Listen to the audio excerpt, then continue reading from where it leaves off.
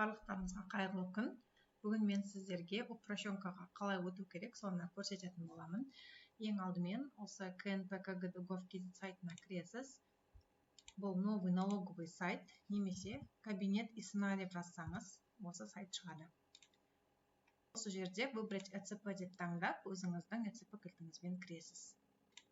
Міне басты бетке кірдік. Осы жерде подать документ дегенді таңдайсыз. Астыға қарай жүріп, 4-ші бетті таңдайсыз. Бізге керек уведомление осы 4-ші бетте.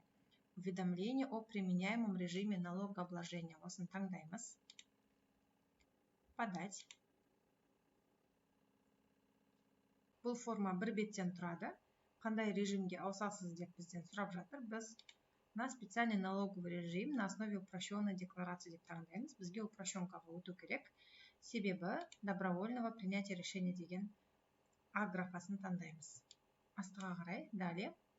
Осы жерде біз галочкаларымызды қойып шығамыз. Және де сіздің ИП-ңіз қай регионда тіркелген. Мысалы, біздің ИП Атырау қаласында тіркелген, демек біз Атырау қаласына жібереміз.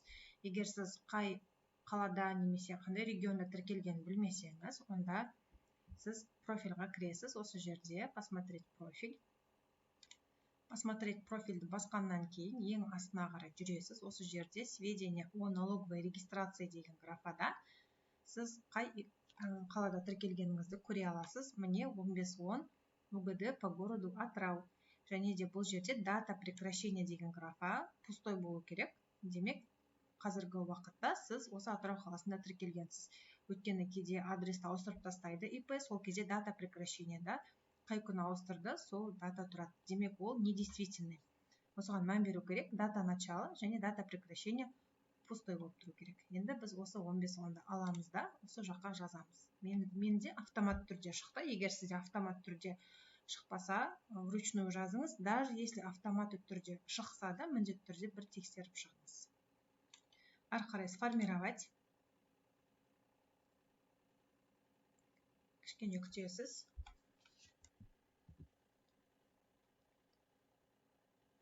Осы жерде бір тексеріп шығыңыз. О переходе на специальный налоговый режим на основе упрощенной декларации галочка. Және де себебі добровольное принятие решения галочка. Тексеріп болғаннан кейін подписать, отправить. Налоговый кодты тоже тексере салыңыз.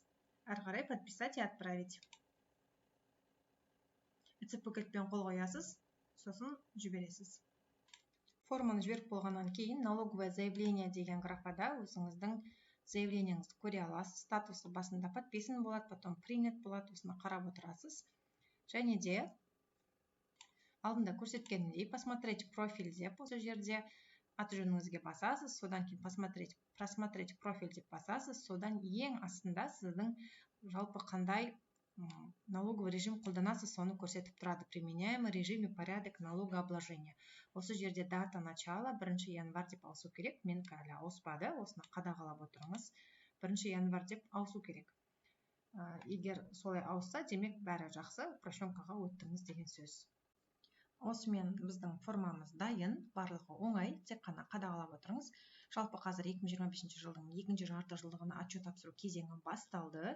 Егер сізге отчет тапсыру қажет болса, маған жекеме жазыңыз, сізге консультация береміз, немесе отчетыңызды тапсырып береміз. Және де осы каналға отчеттарға қатысты, бухгалтерияға қатысты пайдалы видеолар салып отыратын боламын. Осы видео сізге ұнаса лайк басыңыз, каналға жазылып қойыңыз, сізден қолдау күтеміз. Сау болыңыздар.